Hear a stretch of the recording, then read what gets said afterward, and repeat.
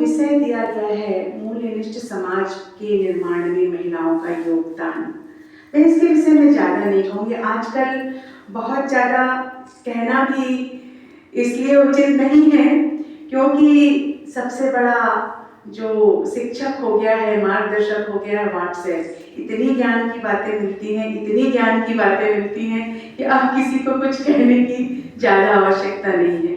परंतु मूल्यनिष्ठ समाज के निर्माण में महिलाओं के योगदान के विषय में मैं एक बात ऐसी बोलूँगी जो आपको व्हाट्सएप पे नहीं मिलेगी। वो ये बोलना चाहूँगी कि महिलाएं किस चीज़ के लिए ज़्यादा फेमस हैं, सबसे ज़्यादा किस बात के लिए फेमस हैं? वो बातें बहुत करती हैं, है ना।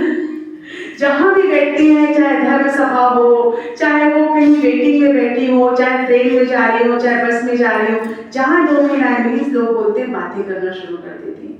और किस चीज़ के लिए फेमस है? कि महिलाएं एक दूसरे की चुगली बहुत करती हैं, है ना।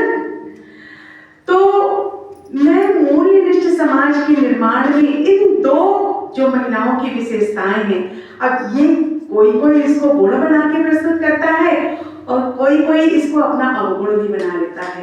कहते हैं हर चीज के, हर सिक्के के दो पहलू होते हैं, है ना। तो उसी में अच्छा होता है, उसी में बुरा होता है। तो इन दो गुणों को, वैसे तो बहुत गुण है महिलाओं के अंदर और सर्वगुण संपन्न होती है महिलाएं, पर इन दो गुणों से कैसे मूल्यनिष्ठ समाज बन सकता है। मैं यहीं बैठी थी और जब ये विषय आया तो मेरे दिमाग में आया कि ऐसा क्या हो सकता है।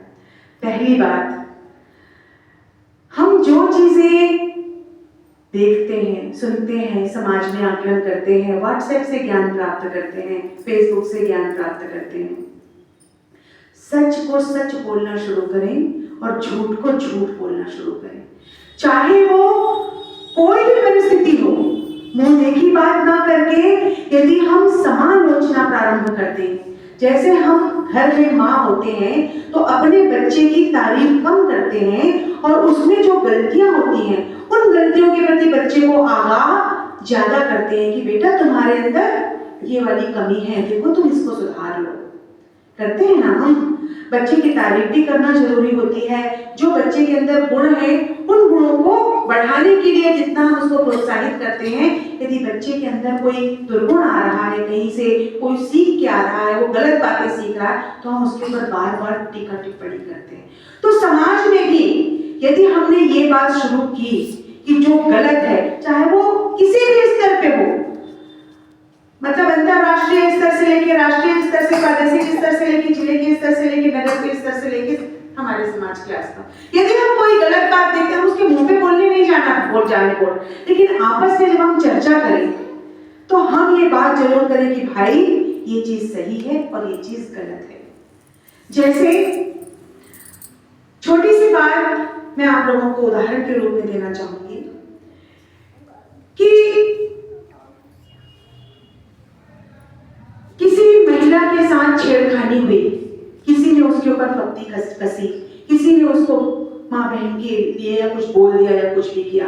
हम देखते हैं कि वो महिला जा रही है, वो लड़की जा रही है, चार मन चले खड़े हैं और वो उसको छेड़खानी कर रहे हैं और वो जानती है कि इनमें से कोई एक लड़का उनके पहचान का है। वो कुछ नहीं बोलती, हमें क्या करना, अपने रास्ते चलो, हमें क्या करना, वो जाने उनका काम जाने। लेकिन यदि हम वहीं पर उस लड़की की रक्षा के लिए जाएं और जो भी मन चले हैं, यदि हमने एक बार उनको वहीं पर डांट दिया तो अगली बार वो सोचेंगे कि ये लड़की अकेली नहीं है, इस लड़की के साथ समाज का हर व्यक्ति खड़ा है।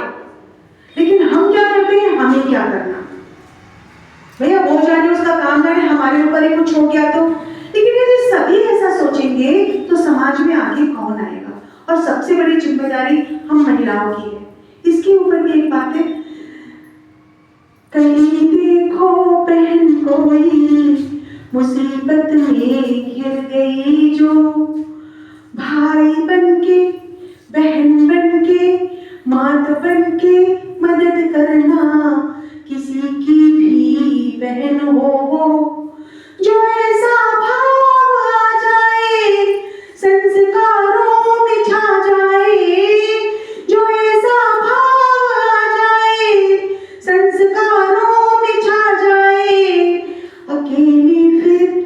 कोई बहना, हर जगह भाई भाई।